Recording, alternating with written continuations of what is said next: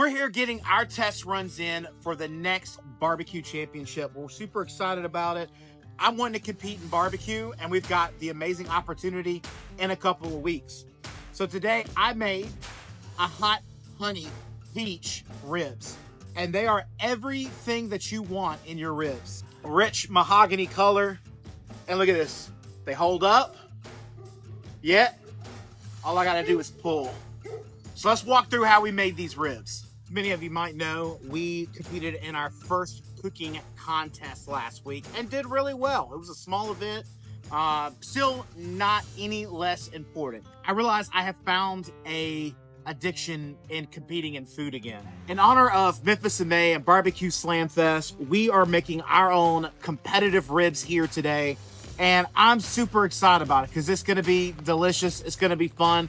We're gonna learn a lot because you're gonna help me. You're gonna be there along the way with me. You're gonna be leaving tips and pointers for me down in the comment section. So make sure if you got tips, you've done this before, you've done it in competition, or maybe it's something that you're seeing, please leave it in the comment section. I'm out to win. I like winning. I love the dubs. That's what I'm all about. So please help a brother out. All right, so let's get started in.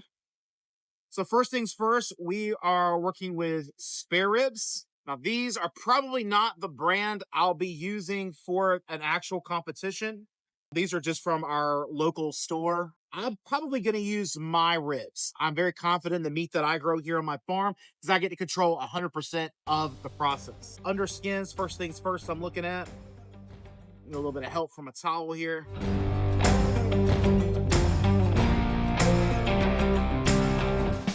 Let's take a look.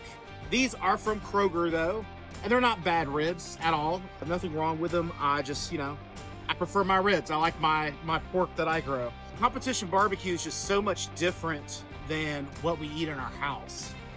So it's definitely a learning process. I'm obviously trying to learn it, get it underneath my belt so I'm ready. So we need to make sure that they're even. I know you're thinking that that's good meat, but I know it's gonna make it inconsistent. And then I'm gonna take a little bit from each side just so I can get it a little bit more even further even. Now I'm gonna throw these in and probably wrap them up and braise them in here. So don't worry, they're not gonna go to waste. Flip them over so I can see the rib. Now, I see a lot of unbeneficial fat underneath that layer, so I'm gonna go ahead and cut all that off. What I don't want is judges to get any bit of gristle and kind of like that unpleasant fat bite. That sinew and all that silver skin that's there, it's just going to get in the way. It's not going to render out. It's going to make it a very unpleasant bite. So now it's going to be about developing flavor. So we're definitely going to start building it in layers. I don't want to put just one layer of seasoning down. I want something that as they bite in and as their tongue is getting initiated into this, essentially like it's hitting the palate differently. So I don't want spice to be the first thing, because spice kind of blinds your tongue a little bit, but I want it to be all of those initial flavors. So that would mean salt and all that needs to be on the outside because that's what's going to hit our tongue first. We're going to put a Nashville hot spin on these with an amazing Tabasco peach glaze. All right, so first things first, we need to develop a binder to hold all of our things on here. So I'm going to get just a regular little bit of yellow mustard. And then I'm going to add a drop of a little bit of Dijon, just a little bit more of a kick. Kind of adds just a little bit more of a spicy element.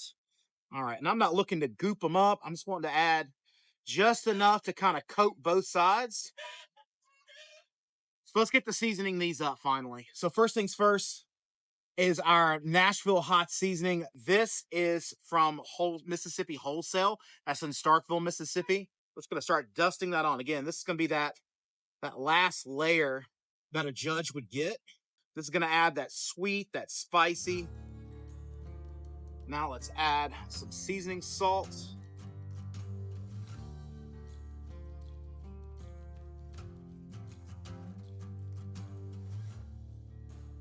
Nice, even coats. That's what we're looking for. And then last things last, give it just a little dusting of kosher salt and fresh cracked black pepper. Now I'm gonna let this sit for at least 20 minutes. I want a couple different things. I want some of the seasonings to kind of sweat into the meat.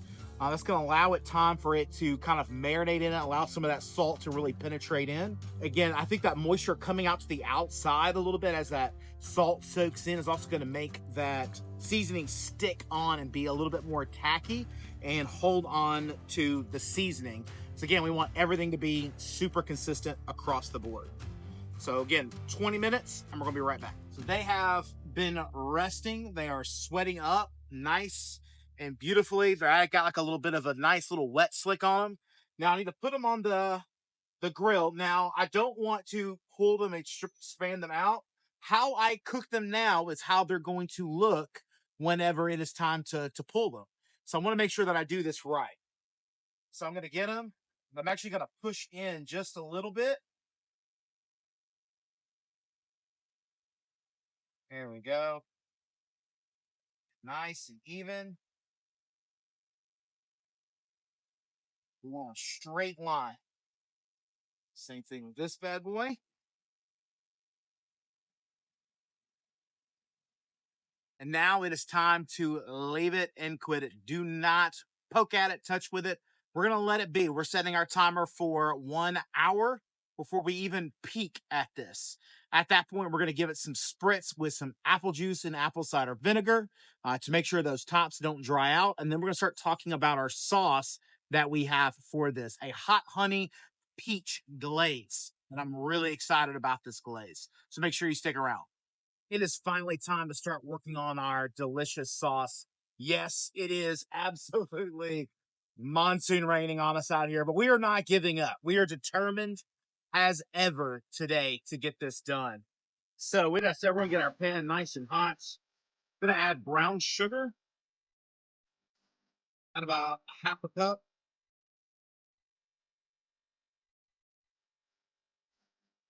Next, we're gonna add in our favorite hot sauce. This is what we call our Cajun Fire. If you are looking for the recipe for it, it'll be in the description down below. Don't worry, I've already taken care of you. We made this from scratch. We're going to add in about another half cup's worth. What we're going to start doing is disintegrating these peaches into this mix. Last things last is some delicious honey. It's going to be about a cup's worth.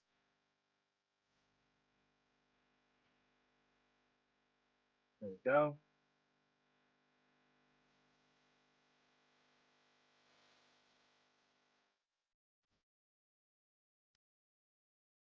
Give it a nice stir around. Yeah, we're just going to want to start mixing this in. We're going to disintegrate the peaches into this, and then we're going to give it a little puree. An amazing, delicious, sticky sauce for our ribs. All right, so let's finish out our sauce. So our peaches are nice and broken down. We're going to slowly add them into this little pork deli container here. Hopefully not too much of a mess.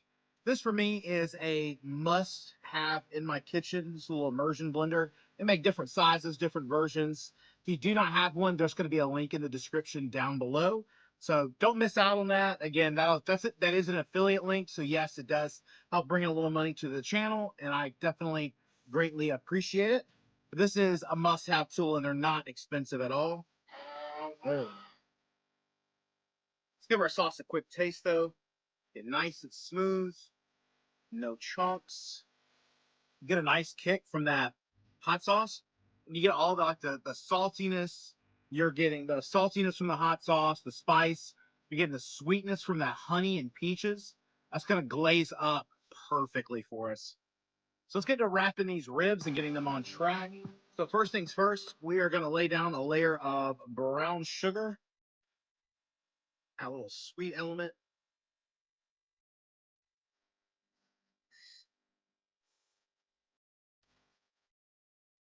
Next, it's time for the butter. I'm going to break it up into some pieces. I'm going to lay this meat side down. Now, we do have some undesirable things going on right here, and that is all of these little small bits. We want to pull all of that off.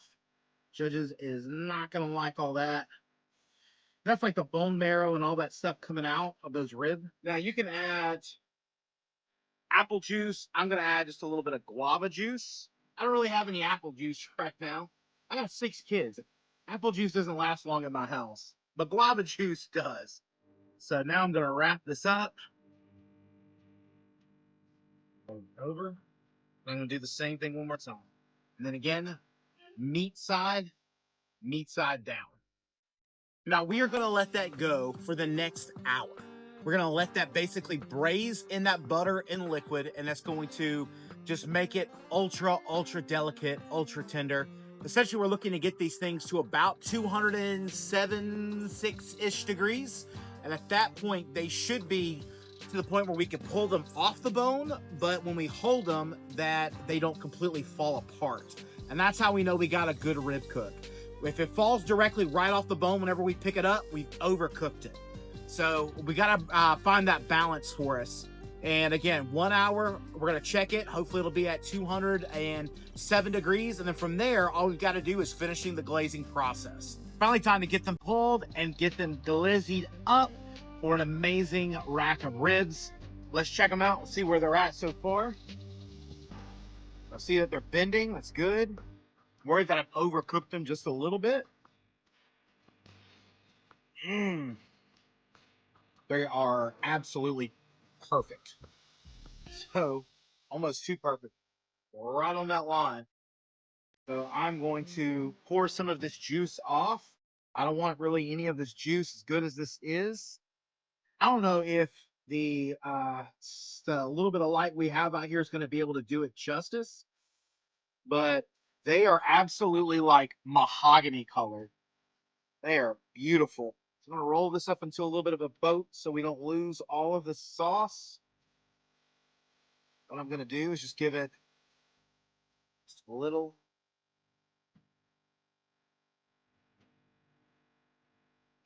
Just glaze it over. Now I'm going to take this just for some added texture. I'm going to add just a little bit more of this Nashville hot over the top. So double down on that seasoning. Let's add this we're going to add this back in for probably just like 5 minutes. We really just kind of want to candy that on top, and that's it. They are cooked. They are done. So we don't want to cook them much further. I don't need to get it crazy and out of hand. At a competition, the judge is not really wanting to get his hands super sticky and covered in, goop, if you will. So it's really all about just having that kind of stick on and candy onto it without it being crazy sticky onto the fingers. And especially with honey, we gotta be extra, extra careful that we're not making them too sticky. Well, the barbecue gods have not been in our favor this weekend. Sometimes it's just like that. We are trying to work on a competition barbecue rib, and today it was a competition to get these ribs done. We're actually, the next day, by the time we finished up, it was super dark. It was very, very difficult to even see what we were doing. So I'll probably try and use some of that clip, but I did want to recreate that and the next day and just make sure again that we were able to see like how beautiful those freaking ribs were, because they were amazing. It was too good to not show off. So let's get these off the smoker and let's take a good look at them. I have never been more proud of ribs in my life. They are absolutely perfect. And again, I hope the lighting doesn't, sway you away from what I've made. But they are absolutely like this mahogany color on top. They're very glistened with the peach Nashville hot sauce that we made from scratch. And now we just have one important task, and that's to give this a taste. Kind of don't want to do this. So let's check the tenderness. So holds up together on the pickup test. Yet pulls apart perfectly. Let's get ourselves a good rib. Cheers. Let's have a good bite. Oh my God. So the way that we layered all of that in comes through. I get sweetness from that honey. Then you get that brown sugar butternut and that peach. And then right at the end, you get this soaring heat that comes right over the top of it. And this totally slaps. In the words of my son, this slaps. What's my son say? This is bussin'. Sorry, son. But you can see we got a nice, beautiful smoke ring in there as well. I'm gonna eat this whole rack of ribs on my own, man. These are absolutely beautiful. I don't know if I've had a more perfect bite. Like, it's tender, but it holds onto the bone. I can pick it up, hold it, pull off what I want. My only complaint might be that there's a little too much stickiness on the ribs, but I did use honey. That is absolutely amazing. Well, this was our first attempt at competition barbecue. Never, ever have I even attempted to make a championship, competition style barbecue. But I think this is a good start. If you got any feedback, please make sure that you leave it in the descriptions down below. This actually stems from watching How to Barbecue, which is an amazing YouTube channel. I've watched him for the last, what seems like over a decade. This channel is absolutely amazing. I believe he's a fellow Mississippian. I've never met him in person. Maybe one day I can snag him and maybe talk him into showing me what competition barbecue looks like. But from day one practice, if the judges don't like it, I'll still eat the whole rack left over, man. This is absolutely perfect. We're going to see you next time here on Deep South Foodies. If you've not had a chance yet, and you're like, hey, Jonathan, you know what? Man, I absolutely love smoking meats.